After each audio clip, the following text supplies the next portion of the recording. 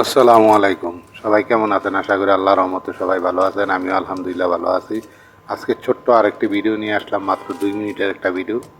আপনি যেই কোনো মাংস, গরুর মাংস, মহিষের মাংস, উটের মাংস, দুম্বার মাংস, যেকোনো মাংস ঠিক একই পদ্ধতিতে রান্না করতে পারেন।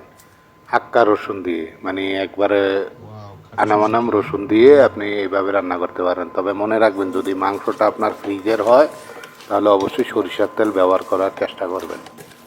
যদি মাংসটা, আবারও বলি, যদি মাংসটা ফ্রিজের হয়, মানে তাজা না হয়, অনেক দিন ফ্রিজে ছিল, ওই মাংসটা অবশ্যই সরষের তেল ব্যবহার করার চেষ্টা করবেন। তাহলে মাংসটার আপনার গুণগত মানটা একটু হলেও অটুট থাকবে। কারণ তাজা মাংস আর ফ্রিজের মাংসর কিন্তু মজা এক না। তো আশা করি কথাটা বুঝতে পেরেছেন। সরষের তেল ব্যবহার করবেন, তো হাতে মাখিয়ে এভাবে আমার মতো রান্না করতে পারবেন ইনশাল্লাহ।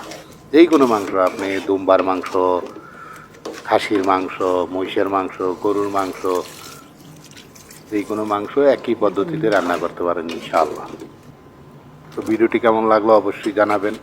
আর আমি একটু সবজি পছন্দ করি, তাই আমি আলু ডাললাম। আমি অনেক সময় ফুলকপিও ডালি, মিষ্টি কুমড়াও ডালি, লাউও ডালি, বিভিন্ন সবজি ডালি। আমরা তো বাংলাদেশি, আমরা খালি একটাই বুঝি, মাংস বলতে আলু। আসলে তা না, আলু একটা সবজি। আপনি মুখের স্বাদ অনুযায়ী যেই কোনো সবজি ব্যবহার করতে পারেন, আলুই যে ব্যবহার করতে হবে তা তো কোনো কথা নয়। তো দেখতেই পাচ্ছেন, আমি একেবারে মাংসটা উঠানোর একেবারে 10 থেকে 15 মিনিট আগে বা 20 মিনিট আগে আমি রসুনগুলো ঢেলে দিলাম। তো রসুনগুলো অবশ্যই আপনারা সুন্দরভাবে ধুয়ে নেবেন, কারণ রসুনের মধ্যে বালু থাকে, মাটি থাকে।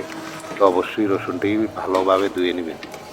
তো রসুনটার গুণগত মজাটা হলো, আপনি তরকারিটা খাওয়ার সময় রসুনের যে পিসগুলো আছে, পিসগুলো যখন দাঁতে লাগে খুবই মজা লাগে এবং টেস্টি লাগে।